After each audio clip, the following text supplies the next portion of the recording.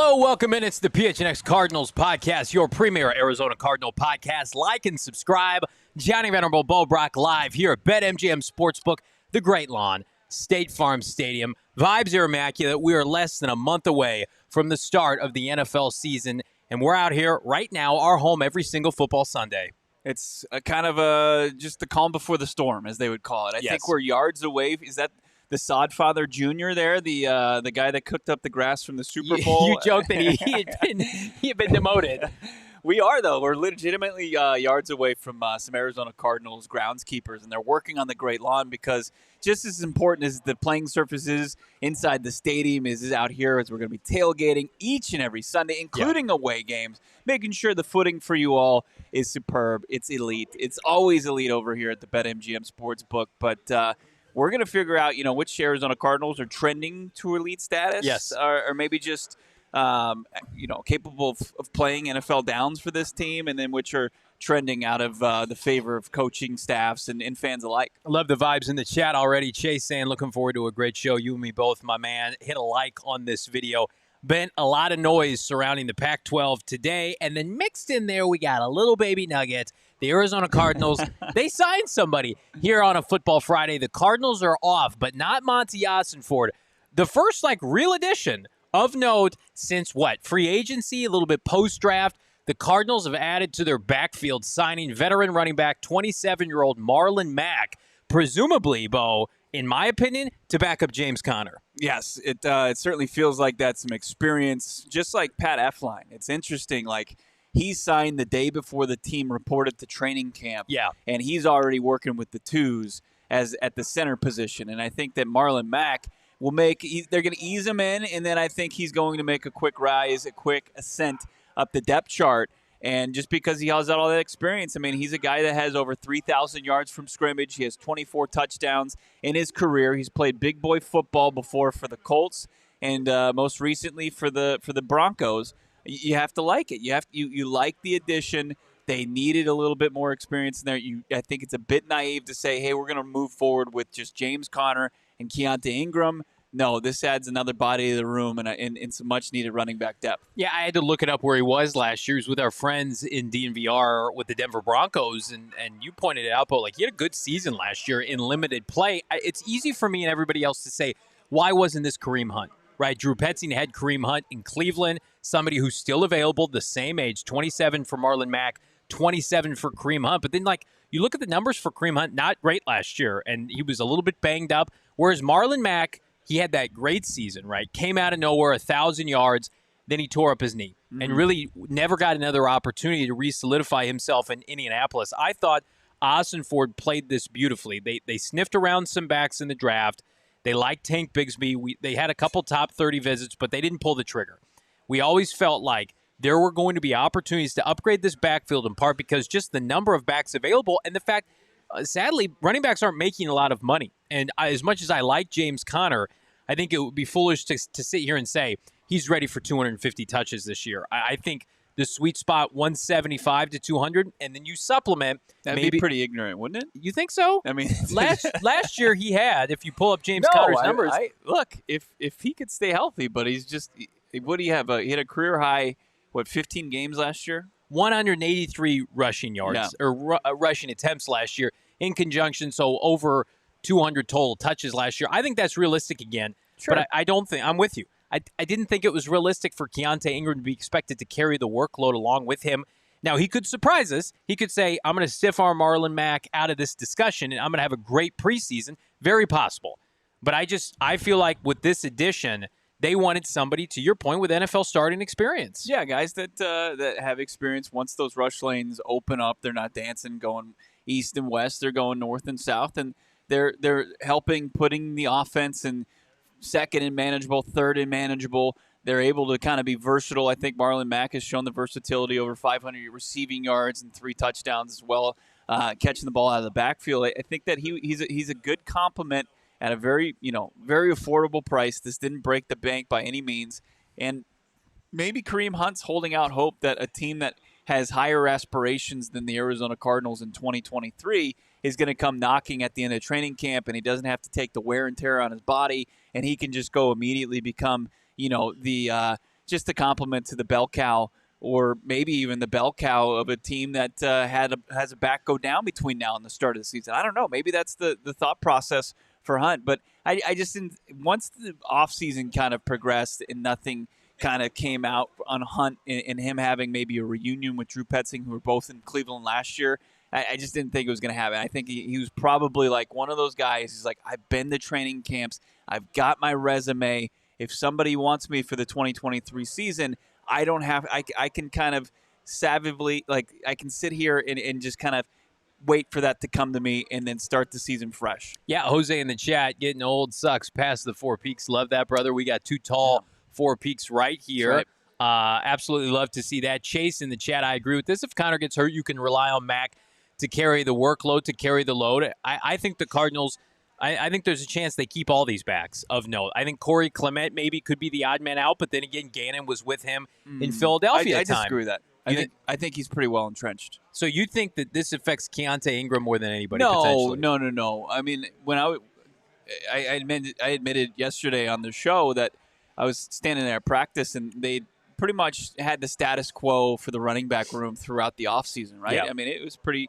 They hadn't added to that room. It was still even carryovers from the previous regime. It's, James Conner, of course, who signed a 3-year deal going into 2022. He drafted Keontae Ingram. Yeah. Signed Corey Clement, who they brought back. You had Tyson Williams, who was a fringe practice squad guy, a guy who spent time with the Baltimore Ravens. And then you added an undrafted free agent at a TCU, a backup in college that got some good snaps during their college football playoff championship run in Amari Dermicado. Yeah. And that was it, right? And I think that we haven't seen much of Dermicado. Tyson Williams put I guess Josh Woods on skates a little bit yesterday. Good practice. Yeah, he had a good practice, but you need it. Like 5 is for camp. That's a small number, and the Cardinals broke camp and started the regular season with 5. I don't think they're going to do that again this year. But I think Marlon Mack. I think as far as guys like Amari Dermicado and Tyson Williams, that's probably the two guys.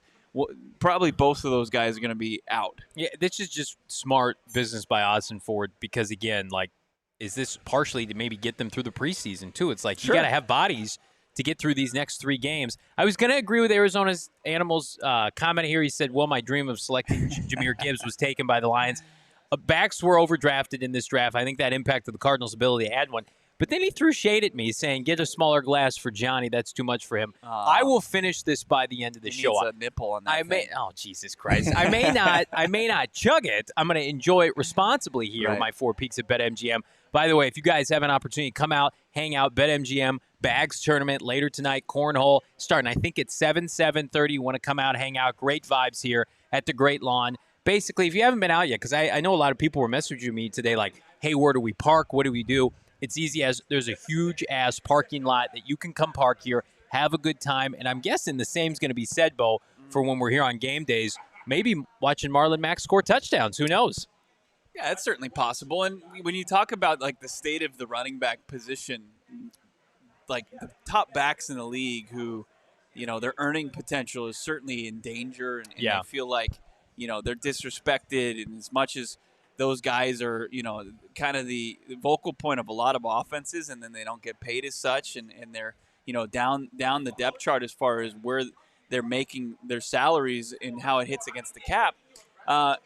If you're wondering, like, what's Monti Ossenfort's approach going to be on that? He answered that the other day. I mean, and he didn't answer it like point blank. He didn't say, hey, yeah, we're not going to ever pay running backs, but he's not going to be the guy that's going to pay a running back. Doesn't that surprise you coming from Tennessee? I mean, he also said, he's had some good backs, and they've been the vocal points from in places that he's been in Tennessee and New England, but I just don't think he's going to be a guy like Steve Keim who's going to just give this huge bloated contract to a running back. Now, I mean, I see in the chat people asking about Josh Jacobs or Jonathan Taylor, or it's Derrick Henry's going to probably hit the market next year.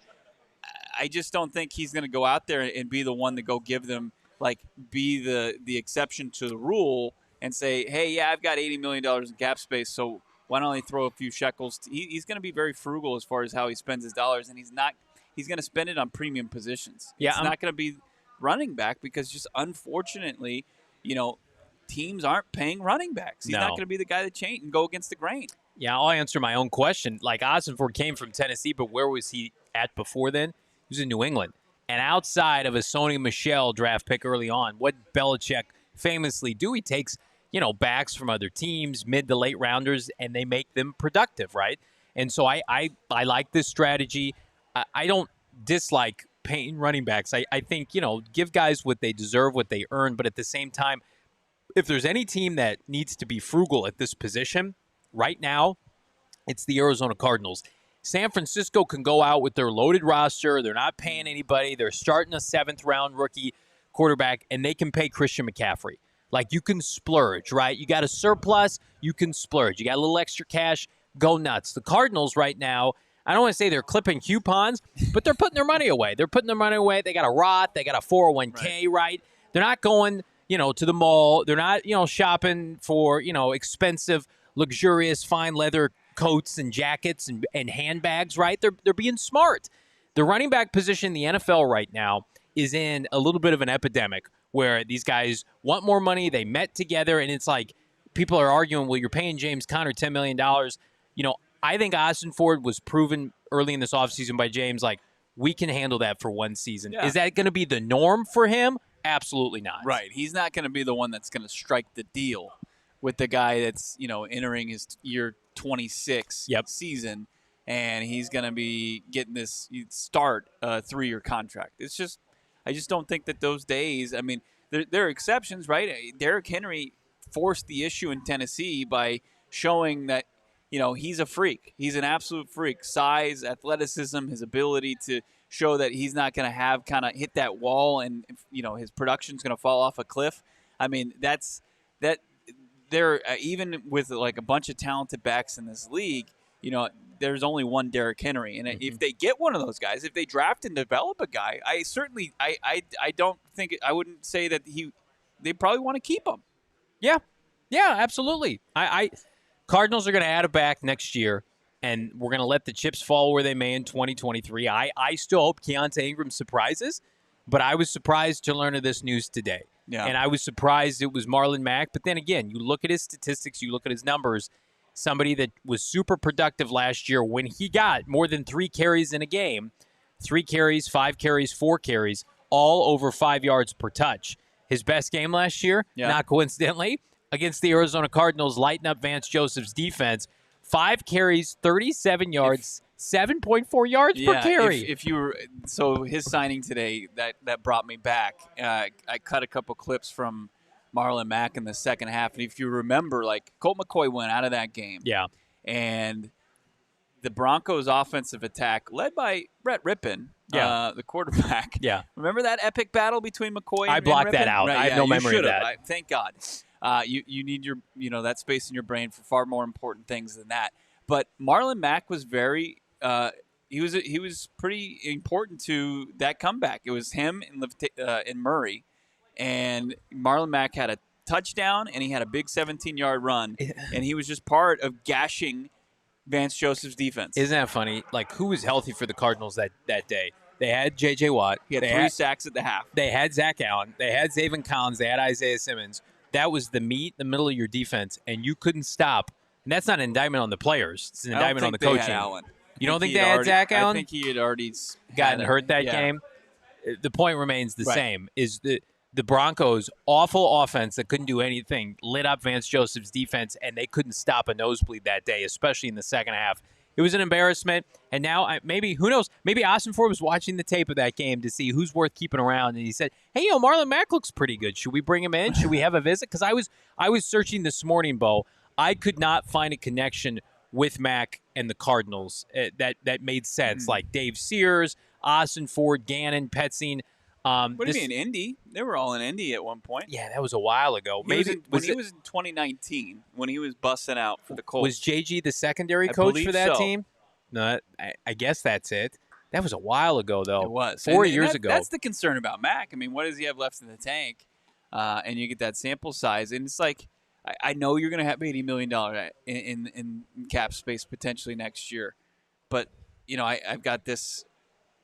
You're going to have in next year's draft, there's going to be an influx of talented backs coming to the collegiate level. Right now, Trayvon Henderson from Ohio State, Rocket Sanders from Arkansas. That's a great name. You got the two guys from Michigan that I think are going to be in the conversation. Braylon Allen from Wisconsin. Yep. Trey Benson from Florida State. I mean, the problem with paying running backs isn't going to be fixed because teams are going to be able to go out there and draft guys in the second and third round, and they're going to be able to lean on these guys for 4 years.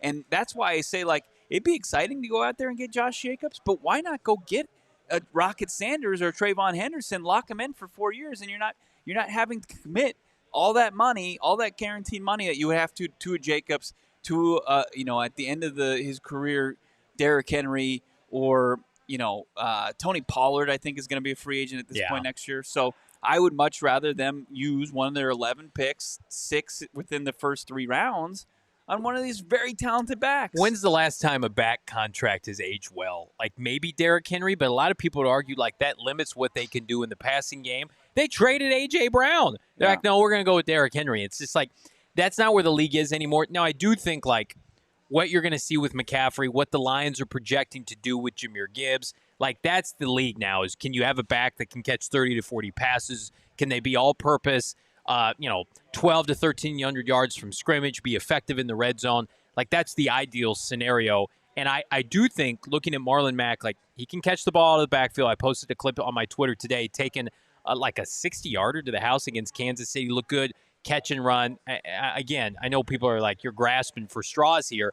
I'm just saying that's what the Cardinals are looking for. That's what NFL teams are looking for. These like first and second down, in-between tackler runners only exclusively, they don't exist anymore. No, It's a thing of the past, or it's, there are very few that are left out there. And I like that Monti Ossenfort is already kind of bracing people like, hey, I'm not going to, like, he didn't say this, but I just got the sense, like, he's not going to be one of those guys that's like, hey, I'm going to get my checkbook out, and I'm going to pay a running back with all the money that we're going to get next offseason. Yeah. I just don't see it happen, and it gets me excited thinking about, this upcoming college football season and watching, Donovan Edwards tote the rock for Big Blue in Michigan, or, watching, Braylon Allen playing whatever the hell conference Wisconsin's in now. I can't keep it straight.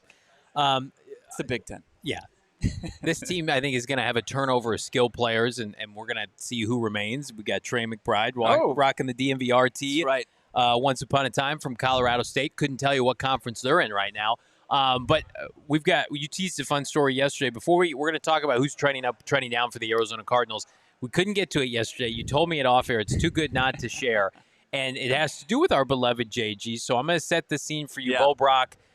Give us the synopsis of what took place yesterday, an encounter between you and Jonathan Gannon. Yeah, so the Cardinals media, great bunch of guys, we're thinking of ways to kind of spice up training camp. Okay. And bandied about between SI writer Donnie Druin and Arizona sports writer Tyler Drake was a Hawaiian shirt day. Interesting choice. Yeah, they wanted to have it's like Office Space, and Friday will be Hawaiian Shirt Day, so feel free to wear your favorite Hawaiian shirt. And of course, I'm just giving them crap, but I say that's lame. You'll never catch me dead in a Hawaiian shirt, and I basically just downplayed like I'm not going to wear it, but I fully intended like if enough people were on board, I wasn't just going to be. At one point, I thought I was going to be like Happy Gilmore, and like all the players tell me to go meet him on the 18th green, and I get hit with, sprayed with water, like it's an old gag.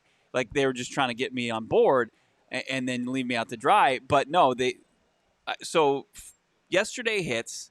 I'm fully intending and participating. And I'm on the 101 and the I-10, and I just realized I'm wearing a black shirt, plain black shirt. Completely spaced it, and I'll wear that one. I made a mistake. I let the team down. I get in there, and I'm shocked. You're fine. I'm shocked how many members of the media are participating in this. I mean, it was absurd. Do you own a Hawaiian shirt, by the way? I think I have 2 of them. Wow. I don't own one Hawaiian I'm a dad. shirt. I think most dads, it's kind of a... No. I've invested all my money in tank tops for Tank Tuesday, but go on. But that's the thing, right? I can't even participate in Tank Tuesday. Half the time you forget. Yeah, I forget about every other Tuesday. So, okay... And we get into the press room to talk with JG yesterday, and there's 5 guys who are wearing these bright, loud Hawaiian shirts. Yeah. And, head of media relations for the Cardinals, Mark Dalton, says, "Hey, JG, what do you think about these guys?" And JG's like, "Oh, that's cool. That's nice." And he's No way he thinks he's talking back and forth, and he's like, "What is that, flamingos?" And the guy's like, "Yeah, it's flamingos." And he's like, "Well, you can pull off flamingos. You're a good-looking guy. I'm not. Whatever." So, good back and forth, paid off for the guys.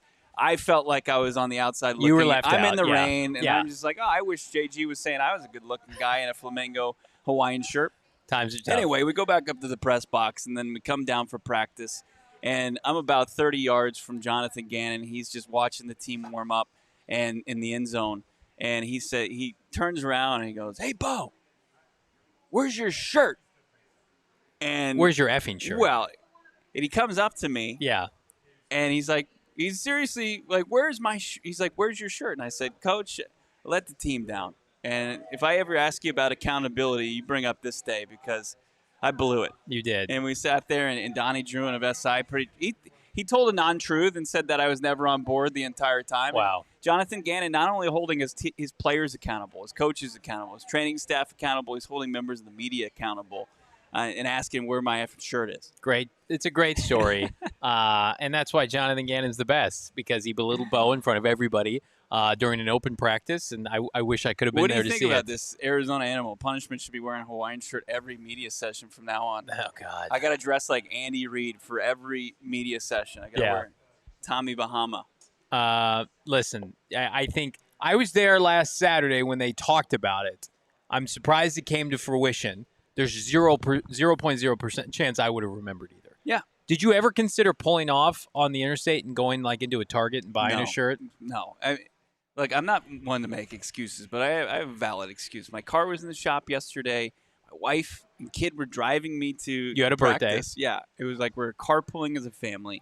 And I remembered at the last second. I wasn't about to have him turn around, drive 20 minutes to Central Phoenix, and then pick up my dumb Hawaiian shirt.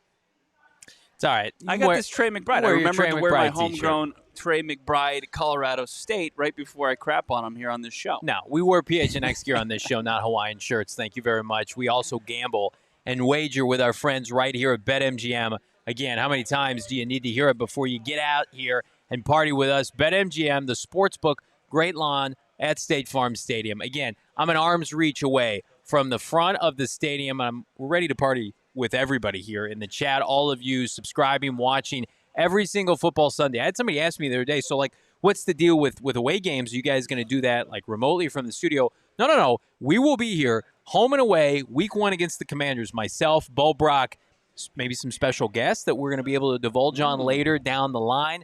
And we want to see all of you come up, hang out, party with us, have a Four Peaks. I asked today, by the way, if I could have a pumpkin porter. It's not quite ripe yet. It's not ready yet, and Bo kind of made fun of me in front of the bartender. It will be ripe and ready for you week 1 against the Commanders. In the meantime... Do pumpkins get ripe? Is that the correct terminology for a pumpkin? Come on, man. I don't know. I failed agricultural statistics. I don't want to talk about that. Right now, you can sign up for BetMGM, the app. Right now, there's a couple different kind of long shot waivers and wagers, and one that I do like. So BJ Ojulari right here, he's not practicing yet. Say he comes off the PUP, and you're wanting to put a little scratch down on him to have a big season for the Cardinals. Because right now, pass rush group is open. BJ Ojulari to win Defensive Rookie of the Year plus 3,000. Throw a 5 spot on that. How about Kyler Murray, Offensive Player of the Year? Kyler Murray comes back and has a great year, plus 10,000. A lot of big-time wagers like that and more with our friends at BetMGM. By the way, Cardinals are a home underdog next week against the Broncos. Smash the money line. Get plus 200 right now for week 1 against the Commanders. And in the meantime, sign up with BetMGM. Use that bonus code PHNX. There's a few different offers depending on where you live. But for our folks here in Arizona, place your first bet offer. Receive up to $1,000 back in bonus bets if it loses. Check out the show notes for full details. He's right here. I'm staring him right in the eye. It's Shane Diefenbach. He's going to tell you about it in the disclaimer. Gambling problem? Call 1-800-GAMBLER. Colorado, D.C., Illinois, Indiana, Kansas, Louisiana, Maryland, Mississippi, New Jersey, Ohio, Pennsylvania, Tennessee, Virginia, West Virginia, Wyoming. Call 877-8-HOPE-NY or text HOPE-NY 467-369 New York. Call 1-800-327-5050 Massachusetts. 21 plus to wager. Please gamble responsibly. Call 1-800-NEXT-STEP Arizona. 1-800-522-4700 Nevada. 1-800-BETS-OFF Iowa. 1-800-270-7117 for confidential help Michigan. 1-800-981-0023 Puerto Rico. In partnership with Kansas Crossing Casino and Hotel. Visit BetMGM.com for terms and conditions. U.S. promotional offers not available in D.C., Kansas, Nevada, New York, or Ontario. I joined Shane Diefenbach on PHNX Bets, your Wow. old stomping ground today. Special boy. Yeah, talked to some NFC North football, a little NFC North preview. Yeah. Justin Jefferson is, I believe, plus 1,200 to lead the league in touchdown receptions. I like that bet. Oh, it's a really good bet. He's the universal number one pick right now in fantasy football. Did you know that? It didn't. I got to start doing my research so I don't have to scramble to avoid eating at Waffle House For 24 for our hours. losers. A loser's bet for our work league. But I'm drinking a Wow Wheat. I saw this in the chat. Danelle was saying we're getting the drink, talk sports, living the dream. Absolutely. And Four Peaks is the best. You can't beat Four Peaks. They're Wow Wheat. Kilt lifters on tap, and soon, Johnny, yes, I will assure you, it's going to be pumpkin porter season. Before you know it, It's gonna be in my veins. they got all the IPA that they have. Yeah, you're gonna have to have some procedure, and they're gonna put an IV in, and they're gonna realize, oh no, we don't need blood. We need to pump this guy full of pumpkin porter. But Four Peaks Pub, the beer, it's unbelievable. Yeah. The food on the menu, it's not bar food. It's legitimate restaurant quality food, from the apps to the entrees to the desserts. Don't miss out on any of it. Keep up with Arizona's hometown brewery at Four Peaks Brew and at Four Peaks Pub on Twitter and Instagram. Don't miss out on a single thing from events. They got pairing parties that they have watch events, and they, of course, have all these contests. They give away tickets to Diamondbacks games. Maybe they'll be giving away tickets to things that go down in the stadium coming up in the fall. Got to be 21 years old to drink Four Peaks, and we ask that you do it responsibly. Great engagement in the chat. Such good comments here on a Friday. Can't wait to party with all of you. Nick in the chat asking a good question. You guys see Garrett Williams starting this year? At some point, yes, Nick, I do. I think he'll be starting, whether it's like in base nickel packages or outside with Marco Wilson. Probably mid-season, I think, is a good time to rip that Band-Aid off.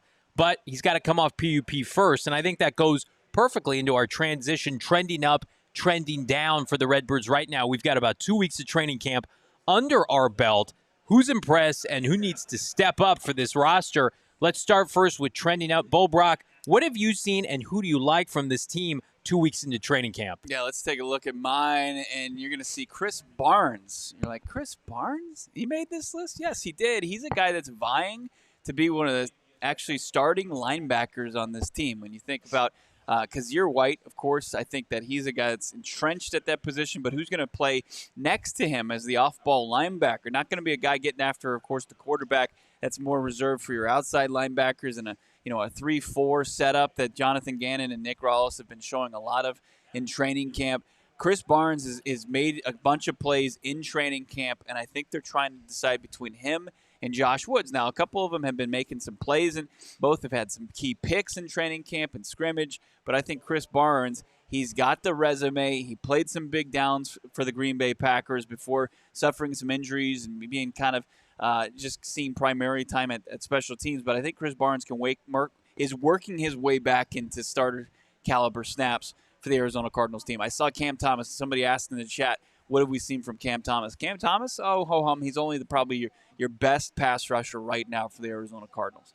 Zaven Collins, Johnny and I were talking about Zaven Collins today, and I said I was looking at some film, and I haven't seen too much from Collins as far as It's going to be a while. Getting through the offensive line of the Arizona Cardinals and making plays in the backfield and being disruptive. Cam Thomas, I have seen some of that. He's been disruptive. He's playing at a higher weight. I think the second year pass rusher is poised to have a solid season, and with B.J. Ojulari on the shelf, I think that this guy has the skill set right now that makes him their best pass rusher. That's why he's trending up for me. And Noah Tagai, and we'll get into what, part of the reason is his opportunity that he's taking advantage of. The tight end that came over from Philly, he's been making plays. He's been a safety valve for both Colt McCoy and Clayton Tune. I think he's a guy, if Zach Ertz doesn't start the season with this team, if Trey McBride doesn't start the season with this team, Noah Tagai could be in the starting lineup as a tight end. Noah Tagai, he does not have a career reception in the NFL. He's 26 years old, but you watch him in practice, and it's like, how is that possible? Right? How has this guy not been given opportunities? We're going to talk about. I see him in an H-back role as well. Yeah. They don't have a fullback on the roster. He's versatile, man. He is. I think he makes this roster for sure. Does he get an opportunity once the lights get brighter? we'll see. He's certainly trending towards that. That's why he's trending up. Yeah, Cameron Thomas, to me, we talked about it, like he's the easiest bet right now to lead this team in sacks kind of by default, but also, given the learning curve for Zaven Collins, Majay Sanders being out with injury, like if B.J. Ojulari can get his ass back to practicing, right, we know he's working toward that. Majay's got a cast on his hand, TBD when he's going to come back. There's a starting spot to be had for B.J. Ojulari, and so I think Cameron Thomas, again, was asked to lose weight under Cliff Kingsbury, is now back to his typical, 280, 275 that he played at the collegiate level at San Diego State. I'm excited to watch Cameron Thomas this year. The rest of the defensive line, very much a work in progress. I like your list. Here is my list. No surprise, number 1 in your hearts, number 14 on the field, Michael Wilson, who, again, is having maybe the best rookie receiver camp of, the last 6-7 years, dating back to John Brown as a rookie. Again, to come in and shine as a rookie. Now, part of that, I think, is because the Cardinals don't have anything like him. He stands out. He's physical. He's polished. He was at Stanford for half a decade plus, and now he's coming to the NFL. If he can stay healthy, he's going to be a playmaker. I've said this from day one. You get him healthy for 17 games this year, he will finish the season as the wide receiver number 2 for this team and maybe trending to number 1 in the offseason. They're giving him ample opportunities. Kudos to Gannon. Kudos to Petzing. This is the anti-Cliff Kingsbury, Vance Joseph approach where you bury rookies on the depth chart and you don't see them until Thanksgiving. Michael Wilson, even if he's not quote-unquote a starter week 1, he will get targets and he will make the most of them. Speaking of that, how about Christian Matthew? Christian Matthew, to me, I don't want to say a throwaway pick last year, but somebody a lot of people forgot about. Started late in the year, had a cup of coffee. He's the starting opposite CB2 next to Marco Wilson and has had a good camp, has done a nice job against guys like Michael Wilson. He's big, he's physical, he was incredibly raw coming out of a 1AA school last year at the collegiate level. I'm not saying he's going to be an all-pro, but I think if he can be serviceable, can he be a rotational corner for this team? That's huge. The aforementioned Garrett Williams, there's a trajectory for the secondary. Marco, Garrett Williams, Christian Matthew, and then maybe a little bit of Jalen Thompson in the slot. That's good enough for Gannon. That's good enough for me. And to round this out, it's a guy I shit on a lot this offseason, DJ Humphries. I said, get rid of him. He hasn't been healthy. He's been bad. He got overpaid. Ever since he came off the injury report this offseason with his back, he's had a really nice camp. He looks like the most polished offensive lineman for the Cardinals. He's going to be the anchor on that left side, partially because, he's going to have money to be made next offseason. He doesn't have any guaranteed money on his contract in 2024. So if the Cardinals want to move off of him, he can go cash in free agency. He knows that. He's in exceptional shape. And when you think about this offensive line, it's DJ Humphries and Paris Johnson Jr. that are going to be the strengths of this unit. With all due respect to Yelda Froholt and Pat Elflein and Will Hernandez, your tackles are going to set the tone, and your veterans going to set the tone. I like what I see from DJ Humphries. If this is his swan song for the Redbirds, a great draft pick circa 2015, go out with a bang, DJ, kick ass, and take names in 2023. The only person I might have a problem with on that list is Christian Matthew. I do like how he's competing.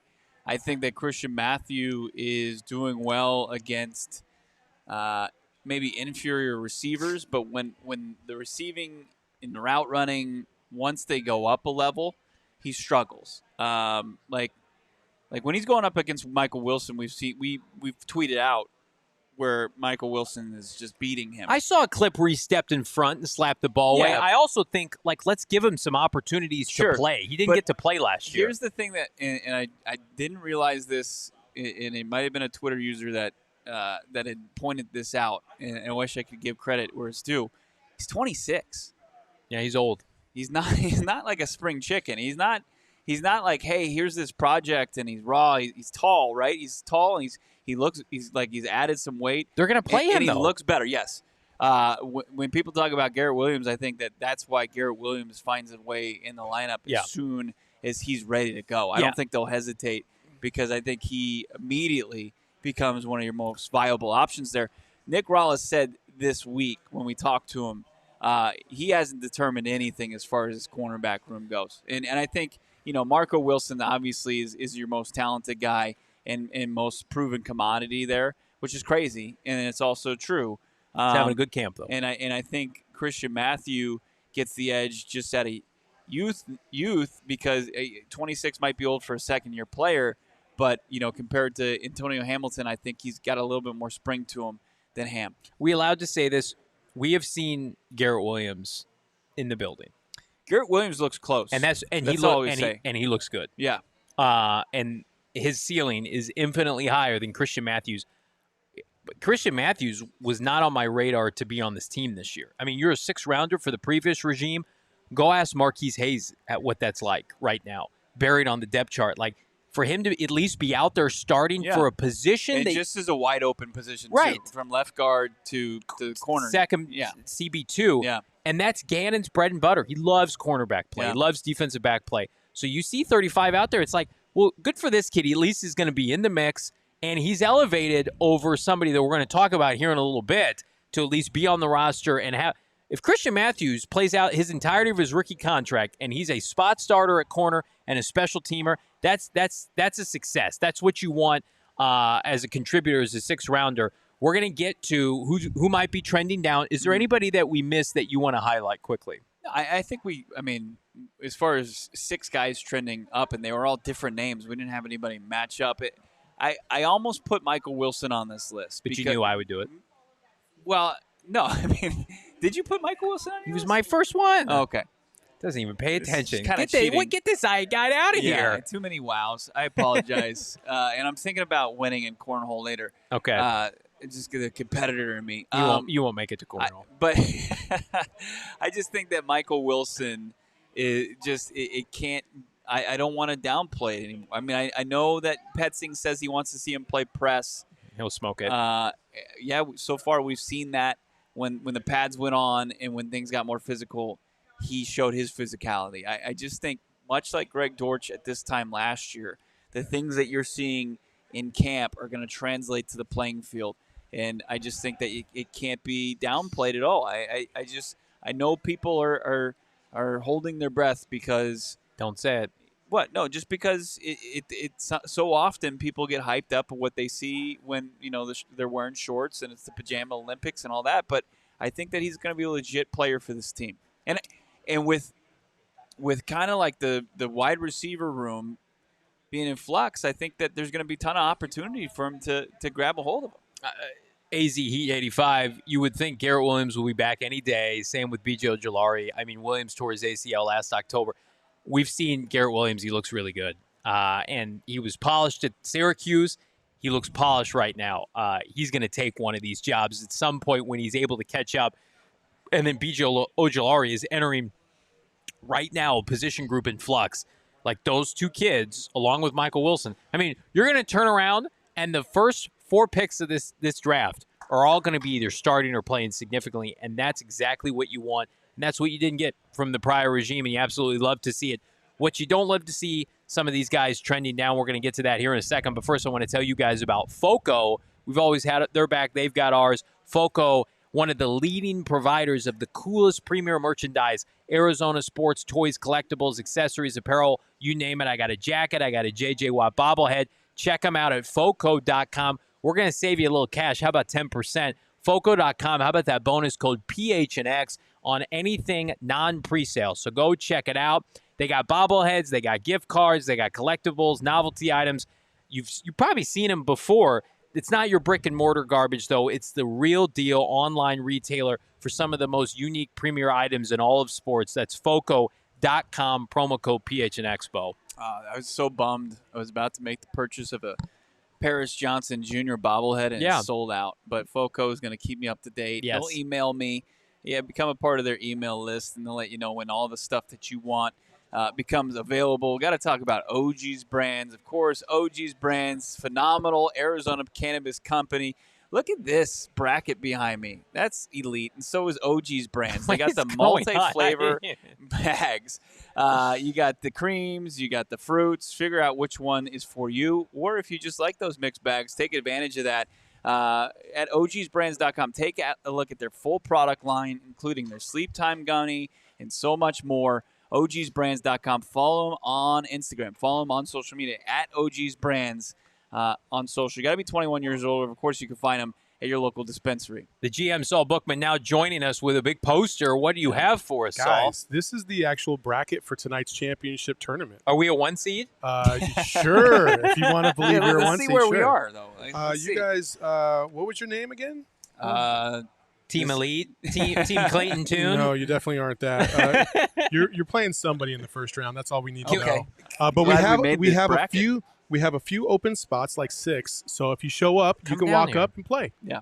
Arizona Animal, here, come down compete. here and buy me a beer because I need another one, brother. There you go. How about that? Come down here. The vibes are elite. They're immaculate. BetMGM. It is. You got time. I mean, we're going off about 7:30, so you got time to navigate the 101, get out here, park. There's plenty of parking, and get out on the great lawn and just throw some bags. It's a vibe out here in Glendale, man. Like, I know people come, they go to the game, they check out, they check in, they go. But, I mean, like, this sports book, I've been bringing my family out here, friends, and people. It's like a hidden gem that we're going to reintroduce to everybody in the Valley each and every football Sunday. Somebody who might want to, some players who might want to reintroduce themselves to Jonathan Gannon, Monti, Ossenfort based on this training camp so far. It's trending down. Who's looking a little lackluster for different reasons? Brack, for you, what are the 3 names right now that need to step up the next couple of weeks for the Arizona Cardinals? Me to say this, but my shirt, Trey McBride, haven't seen the second-year tight end. Look at this guy, Trey McBride. Everything that you want from a playmaking tight end in the Mountain West at Colorado State. Kind of had a solid end to his rookie season, and you had this kind of hype surrounding him in a tight end-friendly offense, and just can't get him on the practice field. Now, JG says he's going through, nicks and bruises, but, Hollywood Brown's out there warming up with his quarterbacks, and he's doing about everything he can outside of practice. And I just think that Trey McBride, it's important for him to get out there. He's not trending down in the sense where I'm out on him, but I want to see him rebound. Last year at this time he was dealing the back, and we don't know what's going on with him. You just hope that that's not the case. He could be out there Monday. Absolutely. He could be out there tomorrow. But, Jose, I agree with you. Like, you need to play. I love Trey McBride, but, Bo, he's got to be out there. He's got to be out there. And he can't fall in line with a bunch of Cardinals second-round picks that can't stay healthy but have all the talent in the world. He's certainly got all the talent in the world. And Tony Hamilton, this list is tough for me because I'm not crushing these guys. I just think you think all of them are busts. When you see should be cut. Where I'm not gonna fall in line with my co-host where players are gonna want to fist fight me potentially on what I say on this podcast. But I think Hamilton at age 30, his best opportunity was last year, and it was kind of stolen from him because of the incident that happened off the field, the freak accident that happened in his kitchen. I think that he could certainly make this roster, absolutely. But what I've seen from Hamilton, I just don't think that he's playing at the level he was last year. So and clearly a guy like Christian Matthew, I think still he's got the leg up on him. And Matthew fits kind of the mold of what JG found in Green Bay, in Philly, that he loved to kind of mold. Yeah. Right. Young, athletic, long. And then John Gaines II. This probably wasn't a guy that I add to this list if we're making it on Monday or Tuesday, because he was your second team center, and it's not due to anything that John Gaines hasn't done or has done.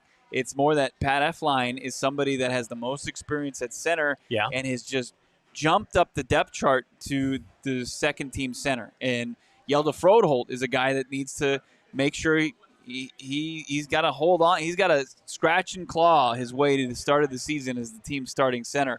And I think Gaines has been hurdled. And look, he's getting back to playing a position he hasn't played in over a calendar year. So, well, he's playing guard too now with the second team. Right. We've seen him switch over to guard, and they said that they want to switch, really kind of get into his versatility. So that's where Gaines is. But it's never good when you relinquish, a starting spot, or not a starting spot, but your spot as far as where you are in the depth chart. Well, can we be real that when we drafted John Gaines, when the Cardinals selected him out of UCLA, we all projected him to play guard, and then there were whispers that he could play center. He was taking snaps at center. Maybe they're just like, let's not force the issue. This guy can be a road grader at the position, one of the most athletic players at the NFL Combine, tested off the charts. So I'm fine with that. Like, If this was John Michael Schmitz, then that's a problem, right? Who, by the way, is playing well for the Giants. You hate hearing that. But for me, it's like, okay, they're going to go with a couple veterans this year at center. I'm fine with that. Go get your rookie center next year. John Gaines, like, it's wide open at left guard. Will Hernandez couldn't stay healthy last year. There are plenty of opportunities for him, but I'm with you. Like, maybe they pump the brakes. You're asking a lot from a fourth rounder to play center for this team. How's Luke Whippler doing these days? I heard he's just all pro boys. The Ohio State center. That's a name that shall not be brought up again on this. We had his position coach from Ohio State on this show, and man, it breaks my heart that we didn't. I want an all Ohio State offensive line skill players.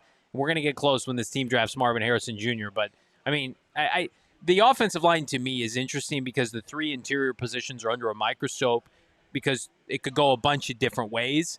Gaines is good. Would you be shocked if he didn't play at all this year? Like if he didn't start a couple games, that would surprise me, given the inconsistencies with this offensive line and the injury history. I don't think so. I don't. I'd be surprised if he made his way to the playing field year one. Wow, you think he's fallen off that much? No, I don't. No, that's not an indictment on him. I mean, he's coming from playing at UCLA and being a Swiss Army knife for the Bruins, and it's great. He's on the second team. You don't think he's going to see the field at all? He was the most athletic, offensive lineman in this combine, and that's there's a skill set there, right? But I think he has a long way to go in figuring out, like, if he's a jack of all trades, but what is he going to master, and what's he going to master enough to jump over a couple of these guys? Like, when you look at the second team, like, I still think that there's a chance that he could get into the conversation, but I think that they might err on the side of maybe just experience over what Jonathan Gaines brings to the table. They haven't messed around with the offensive line. If they want to take a year to develop him, I have no problem with that. But it better not be, for a couple veterans that are liabilities up front. That remains to be seen. I like your list. I like mine more. Trending down, of course, it starts with number 12, Colt McCoy, who has had an abysmal performance, in my opinion, during training camp. 3-day maintenance. I'm shocked. Every 3 days, he gets to go participate, but then to not participate, he's out there throwing hospital balls, throwing balls at defensive backs' heads. I like Colt McCoy. Stick to what you're good at. You're a good broadcaster. You should have stayed with the USFL. God. He's getting a premium check from the Cardinals. So I'd like to call this, hey, Colt, go through the motions during training camp. That's what I feel like is happening right now. And again, I didn't see Bo's list when he put his together, but I knew he would omit Colt McCoy because I don't know how you don't look at this team right now during training camp and say, hey, 12, that ain't it. Clayton Tune outperforming Colt McCoy, in my opinion. Antonio Hamilton, we touched on. Again, I think it was interesting when they brought him back. Prior regime darling. To me, it's just at the end of the day, not big enough, not young enough. Get out. Goodbye. They want to go with guys that have length, athleticism. This is brutal. These first two guys are just like, you guys are older, and you're part of the prior regime. Yeah, Gannon just scorched earth on these guys. Gannon's going with young players that have upside. Like, do we know the upside of Colt McCoy? Yeah, we saw it. It was about 2 years ago, when he won a couple games on the road. It's like you were playing with house money at that point. Don't double and triple down. And then Antonio Hamilton, like, I just lauded Christian Matthews. Well, in return, it means Antonio Hamilton's not getting a lot of play. And now I think both these guys are going to be on the roster, but are they going to see significant playing time? I hope especially for the former and Colt McCoy that's not true, given Kyler Murray's trajectory. And then lastly, this is a name that I would not have had on this list prior to the signing of Marlon Mack, but how can it not be Keontae Ingram at this point? I mean, Keontae Ingram, who has looked good in practice. I've seen him. He's a big physical kid. I still think he's going to make this team. But Marlon Mack's going to come in here and vie for carries. And if you're Keontae Ingram and you had, delusions of, I'm going to come and start as the heir apparent to James Conner, I'm going to supplement and give James Conner a breather, I don't think that happens now. I think Marlon Mack is the first back off the bench, and Keontae Ingram better play special teams well. He better have good pass protection, and he better stay healthy. So it's a fluid situation at running back. But of all those picks right now, Colt McCoy to me is the biggest indictment of all training camp. Shocker. Matt saying he's surprised Johnny doesn't have Colt on all three pictures trending down. That would have been great. That's a great idea. I should have done that. King v. Colt McCoy from Classy Nasty. Yeah, I mean, right now, call off the fight. It's tough. I just you're going after Colt mostly after the protocol that's been put in place by his coaching staff. Is he going to point during red and white tomorrow? Hey, everybody, welcome into State Farm Stadium. Let's point to each other. Point you to concession stand, point you to the bathroom. There are the exits over there. Hope you brought the kids out for me to do this today.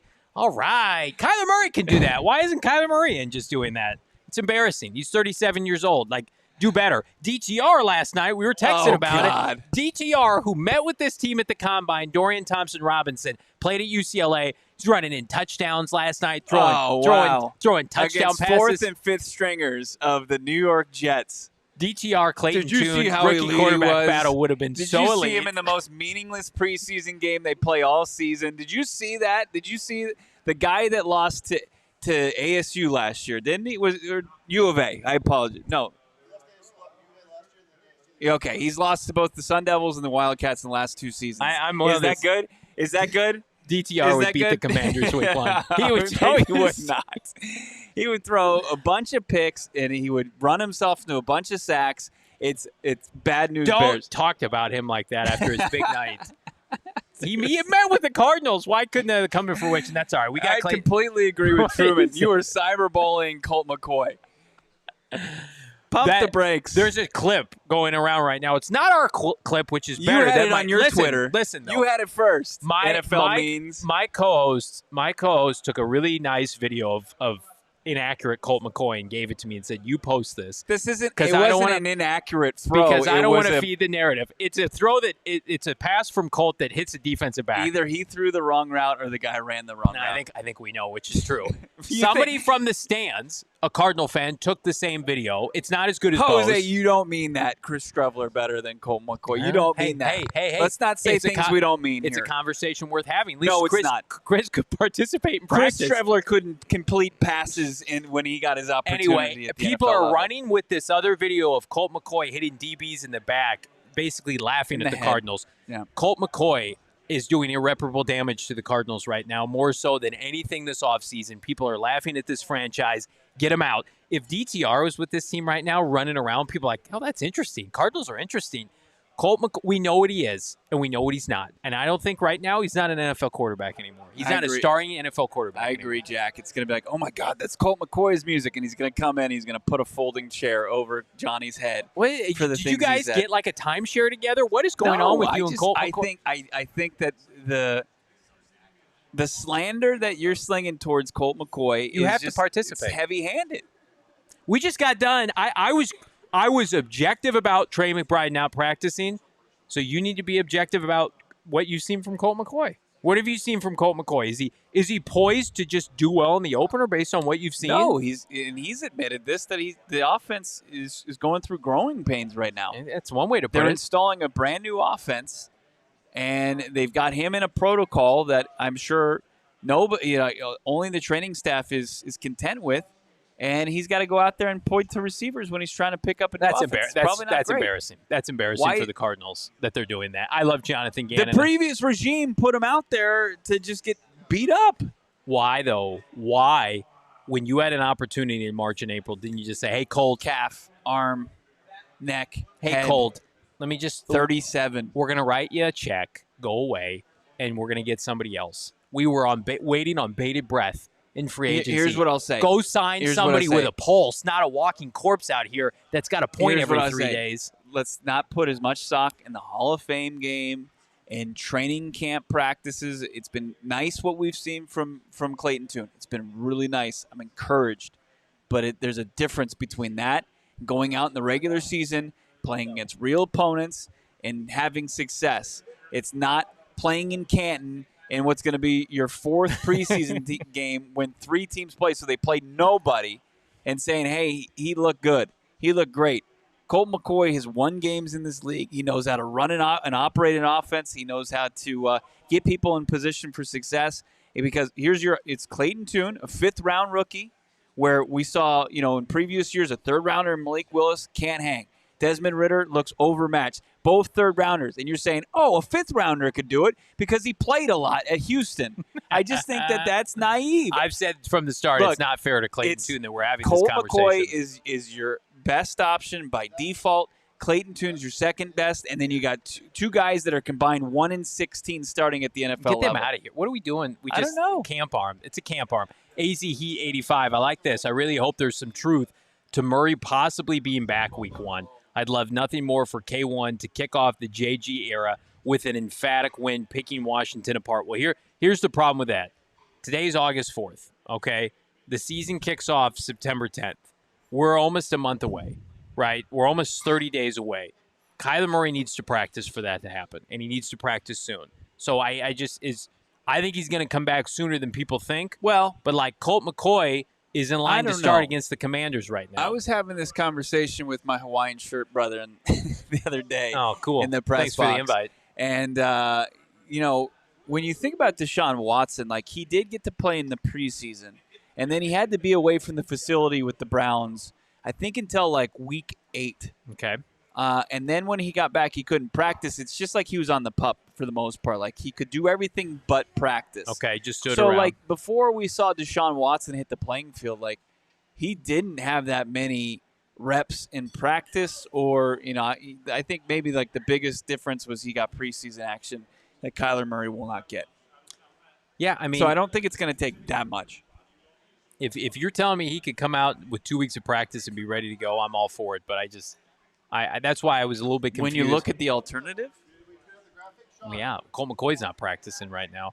You need to practice your golf game. Do so in a premier polo shirt from our friends at Pins and Aces, official golf apparel of PHNX. Big Drive Energy, All-City, ever heard of them? Premier Golf Podcast. Check out pinsandaces.com. Use that promo code PHNX. Going to save you 15% off your first order plus free shipping. Their stuff, it goes in and out quick. Make sure, put in notify me if they don't have your size, your preference, what have you. Check it out because they got hats, golf bags, beer sleeves, whatever you want. Polo's my favorite. It's hot right now, but golf season right around the corner. September, October, November. Primo golf months. Waste management in February. Load up with the premier gear from pinsandaces.com.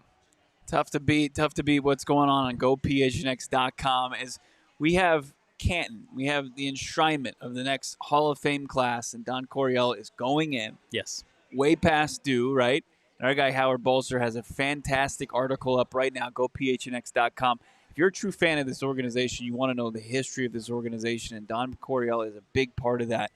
Check it out, GoPHNX.com. He's got a great article, too, about Kyler Murray, some of the conversation we just had. Howard adds some great context to that and then some great insight to it. You can only find it GoPHNX.com. You can also only get early access to events like tonight, like the Cornhole event we've got on the Great Lawn out here, our watch parties that we're going to be having, or just our tailgate parties out here at BetMGM during the regular season. Become a diehard. Get in the Discord. Get the insight that nobody else is getting access to at PHNX or as being an Arizona sports fan.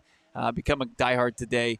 And also check out some of the great stuff we have over at the PHNX locker. You got the great Bird Gang t-shirt. You got the hat. Or you could even go to the DMVR. Our cronies over there, they got great swag as well. But PHNX locker, GoPHNX.com. Only places I visit on the internet, really. Yeah, among other sites. So the State Farm Stadium doesn't have Don Coryell's name in the rafters. Maybe we can get folks at BetMGM. We'll put a poster up and we'll say Don Coryell on game day. I'm sure Michael Bidwell would love that. Here's what I would love. Your prediction tomorrow, final thoughts, red and white predictions. We're going to be at the game. We're going to have a post-game show with maybe a little bit of Greg Dortch on the side. That's confirmed. So I'm going to tease that, but I'm going to tease you first. What do you like to watch tomorrow? A red and white practice that last year was a bust. It was a dud. It was not good. This year, though, are you more optimistic? Absolutely. Okay. Mainly because as I just kind of follow what JG says, and they do have these low-tempo practices. This isn't what tomorrow is going to be. Yeah. Low-tempo practices rival what Camp Country Club looked like, but that's part of the process. This is going to be, they're going to let it rip tomorrow, and you're going to see a very spirited scrimmage. What I'm going to be looking for mostly is the trenches. I'm going to be looking at this front seven. Steve, who's going to stand out in the front on defensive line? Yep. These pass rushers, Cam Thomas, Zaven Collins, guys who are ready to go. Who are going to be guys that are going to start to grab jobs? And then on the offensive line, can the starting offensive line, can they hold on? Can they hold on to their spots? I love the tackles, right? DJ Humphries, you mentioned him trending up. Paris Johnson Jr. could certainly be in the trending up section. We just didn't want to go too much chalk for you, and then figure out who's going to take that right guard spot and can Yelda Frodo hold on to the starting center job. I'm going to make a prediction right now. Michael Wilson touchdown. Anytime touchdown. You can't bet on it, but you will see it.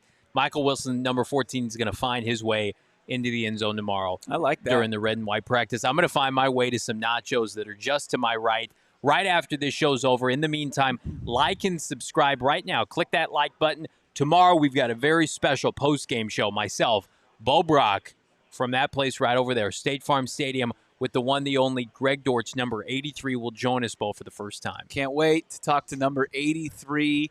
He's going to be breaking down how the first camp under JG is going and more than that. Can't wait to hear from the newest member of the PHNX Sports and PHNX Cardinals crew. You can be a part of it as well. Sign up to become a diehard, and you'll get even more insight on Greg Dortch and more from PHNX Sports. Have a great, next couple hours. We're not going anywhere this weekend. We're live again tomorrow and Monday again.